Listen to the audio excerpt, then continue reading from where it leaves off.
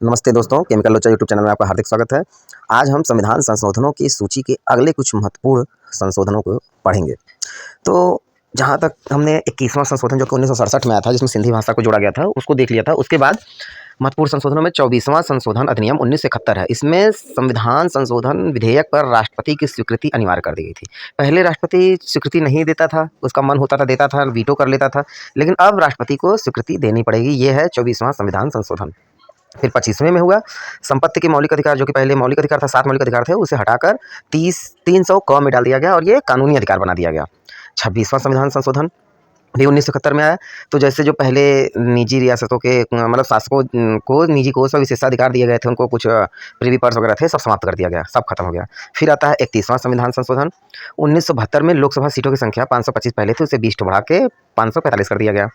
35वें में सिक्किम को आज़ादी दिलाकर वहाँ से मतलब लोकतंत्र राजतंत्र को समाप्त करके लोकतंत्र लाया गया और वहाँ पे संरक्षित राज्य हटाकर उसे सहयोगी राज्य बना दिया गया।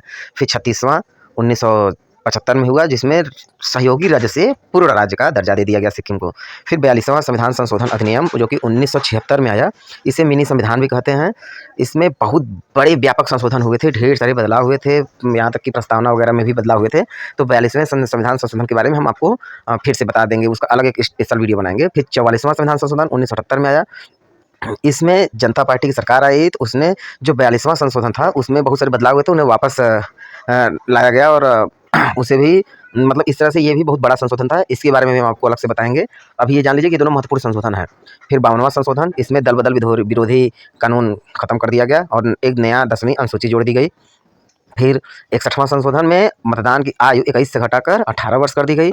69वां संविधान संशोधन में दिल्ली को केंद्र शासित प्रदेश जो दिल्ली के शासित प्रदेश था, उसे दिल्ली राष्ट्रीय राजधानी क्षेत्र का विशेष दर्जा दिया गया, वहाँ विधानसभा दी गई और मंत्रिपरिषद की भी स्थापना की गई।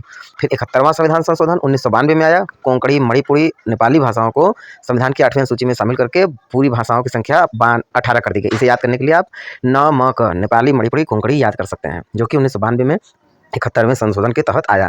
फिर आता है 73वां संशोधन। इसमें पंचायती राज संस्थाओं को संवैधानिक दर्जा, मतलब संविधान में भी पंचायती राज हो गया, मतलब आ गया कि अब ये संवैधानिक हो गया और संविधान में अनुसूची 11 को जोड़ा गया और संविधान में भाग 9 भी आ गया, जिसमें ग्राम पंचायतों के बारे में डिटेल में दिया गया है। फिर 74वां संविधान संशोधन भी उसी के साथ ही हुआ। उसमें शहरों में जो स्थानीय निकाय होते हैं उनको भी संवैधानिक दर्जा दिया गया और संविधान में भाग 9 को और साथ ही साथ 12वीं अनुसूची को भी जोड़ा गया, जिसमें नगर पंचायत, नगर पालिकाओं के बारे में बताया गया है। तो आपको आज की जानकारी कैसी लगी हमें ज़रूर बताएं। आगे संशोधनों के बारे में हम अगले वीडियो में आपको बताएंगे। केमिकल लोचा यूट्यूब चैनल ज्वाइन करने के लिए धन्यवाद।